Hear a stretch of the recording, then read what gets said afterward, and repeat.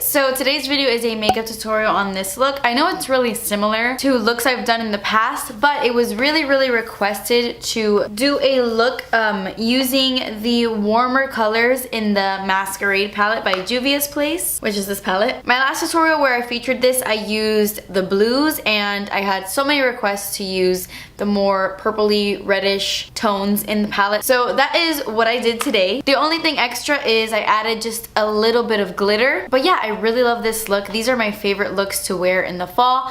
We are officially in the fall. Not that it's ever fall in Miami, but you know. I love red cranberry warm smoky eyes. And if you want to see how to get this look, then just keep watching.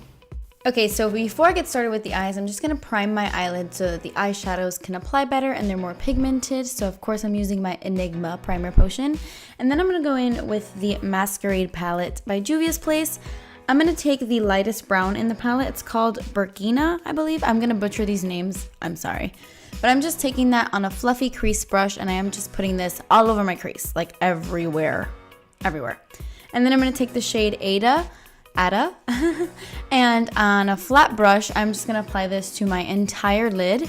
It's just going to act as a base for this shadow that I'm going to put down next. This is the shade Calabar, and I can't help but think of Halloween Town. Calabar's Revenge. Oh my god, Halloween Town. I love that movie. Anyway, so I'm just applying this to my entire lid as well. And then I'm going to take the Heavy Metal glitter eyeliners by Urban Decay. This one is called Midnight Cowboy. It's kind of like the gold silver, and I'm applying this to my entire lid as well, and then I'm going to sandwich the eyeshadow right on top. So I'm going to take Calabar, again, the same shadow, and I'm applying it right on top. This really does emphasize the shadow you're putting on top, and you get the little glitters kind of peeking through without being like too intensely glittery. Does that make sense? Yes, I love that little trick. Then I'm going to take the shade Zulu, and I'm going to use this shadow to blend Calabar into that crease shade. So just so that it fades out into like a gradient effect. And I'm just going to go back and forth between the crease shade I put down originally and that Zulu shade, making sure everything is nice and blended.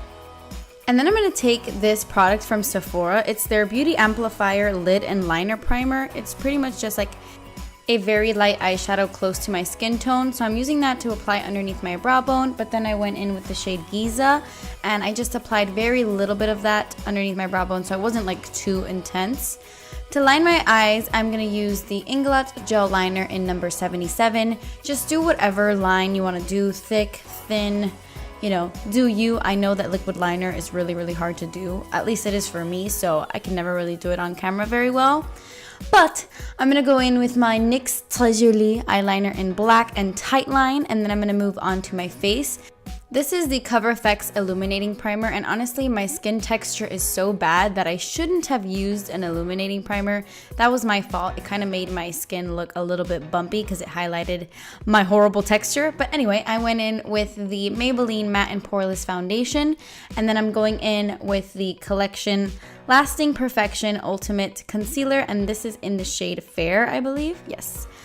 I am blending that in with the Ofra sponge. It's like their new beauty sponge, and I have to be honest, it's not my favorite. It's a little bit too squishy for me.